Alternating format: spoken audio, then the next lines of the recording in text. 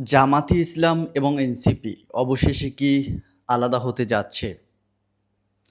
এই আভাসটুকু দিচ্ছি যে জামাতের একজন বিতর্কিত ব্যারিস্টার আছে, ব্যারিস্টার শাহরিয়ার কবির। তিনি বেশ সমালোচিত এবং আলোচিত ব্যক্তি। কারণ একেক সময়ে তার একেক ধরনের মন্তব্য যেমন নির্বাচনের সময় ভোটারদের টাকা দেওয়া এবং বিভিন্ন সময়ে অযাচিত মন্তব্য আসলে তাকে আলোচনায় রেখেছে। এবং আমার কাছেও মনে হয় তিনি আসলে দলের সাথে লিয়াজু করে কোনো স্টেটমেন্ট বা কাজ করেন না, এরকম মনে হয়। যাই হোক, তিনি গতকালকে একটি ফেসবুক স্ট্যাটাস দিয়েছেন যেখানে তিনি বলেছেন যে এনসিপিকে বিদায় দেওয়ার সময় হয়েছে, আ গুড বাই, শুভকামনা রইলো বা দোয়া রইলো। এই যে তার হঠাৎ স্ট্যাটাসটা, এটা আসলে কেন এই স্ট্যাটাস? এই স্ট্যাটাস কি তাহলে জামাতের যে আগে থেকেই বেশ কয়েকজন সংসদ সদস্য আছে, এখন প্রায় ১২ জন বা ১০ জনের মতো বা ১১ জনের মতো যে আ সংরক্ষিত আসনে নারী সদস্য তারা শপথ গ্রহণ করছে। এরপরে কি তাদের আসলে আ জোরটা বেড়ে গেছে? নাকি আসলেই কোনো আ দলের ভিতরে যে ঐক্য আছে, সেই ঐক্যের ভিতরে কোনো আসলে আ দলাদলি কিংবা কোনো মতবিরোধ রয়েছে। এমনও যদি হয় তাহলে আ এই বিষয়টি আসলে অন্যভাবে হয়তো আসতে পারে। যেমন আ এতদিন আমরা দেখেছি বিএনপির পক্ষ থেকে বিভিন্ন ধরনের অভিযোগ করা হয়েছে জামাতে ইসলামকে যুদ্ধ অপরাধী বা যুদ্ধ অপরাধ বিষয় নিয়ে, বা তাদেরকে ক্ষমা চেতে বলা হয়েছে, বা বিভিন্ন সমস্যা নিয়ে আসলে মুক্তিযুদ্ধ বিরোধী বিভিন্ন কথা বলা হয়েছে।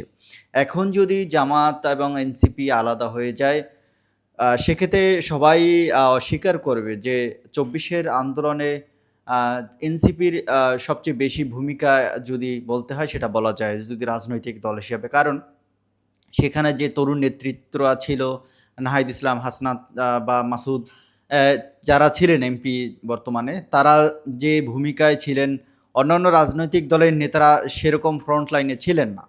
তো সেই দিক থেকে বিএনপিও চাইবে যে এনসিপিকে সামনের সারিতে রাখতে বা পছন্দের তালিকায় রাখতে, যতটা না তারা জামাতকে রাখবে।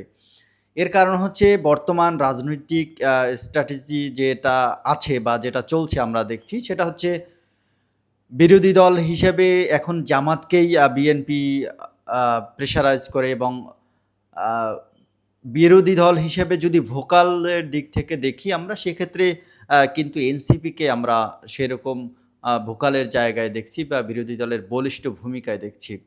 তো সেক্ষেত্রে এনসিপি কিন্তু একটি গুরুত্বপূর্ণ জায়গা দখল করে আছে। সেটা হচ্ছে সংসদে এবং সংসদের বাহিরে।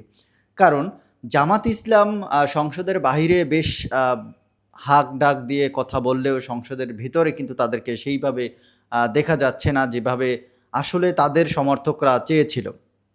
কিন্তু এনসিপি সংসদ সদস্যের সংখ্যা ৬ জন হলেও তাদের যে ভূমিকা ভোকালে বা যুক্তিতে বা কথা মাধুর্যতা বা তাদের সব দিক মিলিয়ে যে ভূমিকা, সেটা কিন্তু জামাতের থেকে বেশ এগিয়ে। তাহলে কি ভবিষ্যতে আমরা এরকম দেখতে পাবো যে বিএনপি, সরকারি দলীয় জোট বনাম এনসিপি, তারা কি ২ টা প্রধান গ্রুপে ভাগ হয়ে যাবে কিনা? জামাতকে তারা আ আ একদিকে ঠেলে দিবে কিনা? এরকম কি হবে কিনা? এই বিষয়টা তাহলে সামনে আসতে পারে। যেহেতু ব্যারিস্টার শাহরিয়ার কবিরের এমন একটা মন্তব্য আসলে হঠাৎ ফেসবুকে দিয়েছেন।